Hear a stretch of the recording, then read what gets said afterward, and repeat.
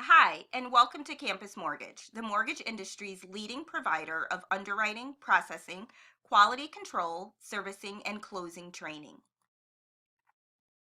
Before we get started, please take a moment to read Campus Mortgage's disclaimer and keep in mind the information contained in this video is time sensitive and subject to change without notice. And now let's get started. Today we will be discussing part one of a three-part video series which covers the 2019 mortgage loan limits. A little bit of background on the conforming loan limits. The Federal Housing Finance Agency, also known as the FHFA, sets the maximum conforming loan limits for loans that are purchased by Fannie Mae and Freddie Mac. So each year, the average medium home prices are analyzed, and per requirements of the Housing and Economic Recovery Act, annual adjustments must be made to the conforming loan limits based on those average medium home prices. So for the years for 2017 through 2018, we did see a 6.9% average increase in housing prices throughout the country. So because those housing prices saw an increase, we will see an increase in our 2019 mortgage loan limits. So the baseline loan limits increased in all but 47 countries, 47 counties across the country in 2018.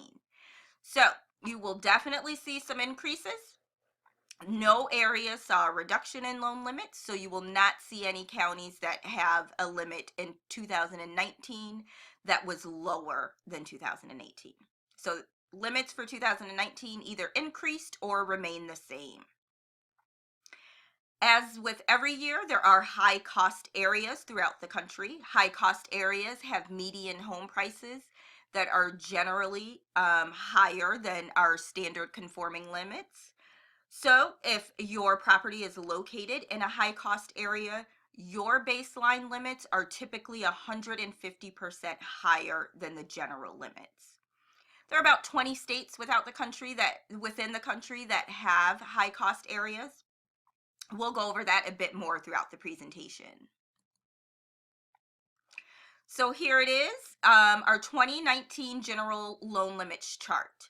As it is every year, it's broken down by units. So you will see if you have a 1 unit in any of the congenious states, DC, Puerto Rico, which includes DC and Puerto Rico, I should say, you will see that your 1 unit limit increased to 484,000.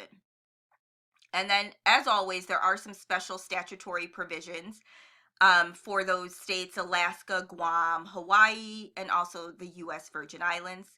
They have higher than average construction cost in these areas, so that's why their general baseline loan limits are separate from the rest of the United States. So pay attention to your charts and your county, but you will see here both the 1 unit limit for Alaska, Hawaii, Guam, and the Virgin Islands significantly increased, as well as for the rest of the country.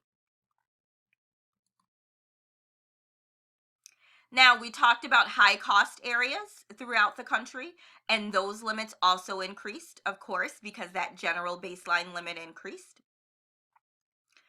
So you will see here your high cost areas. So if you are originating in a county that's deemed high cost, you'll see that your limits increased for 2019, and your 1 unit is that 726,000.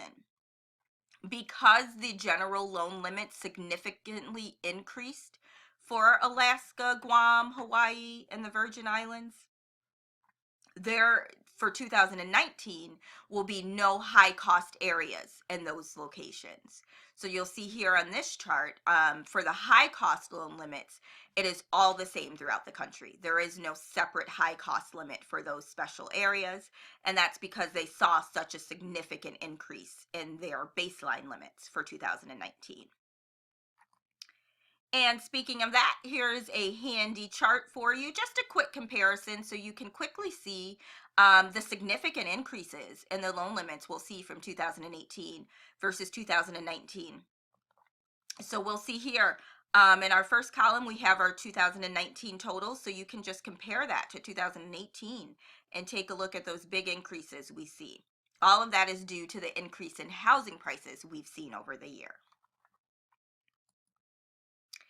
And here I just wanted to give you a sample. This is a resource that is available on the FHFA's website. Just a quick overview of a nationwide view of the various loan limit ranges. So there is a key here that will tell you exactly what the different colors mean on the graph. But this is just a really great map for you to get an idea of where those high cost areas are. So your orange colored states are states within the US that have some of those high cost areas that we talked about.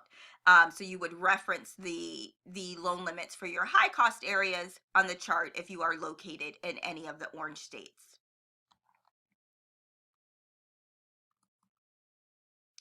And that concludes part 1 of this 3-part video series. For more tips, videos, and for a full list of courses offered by Campus Mortgage, please visit our website at www.campusmortgage.org. Thank you, and as always, make it a great day.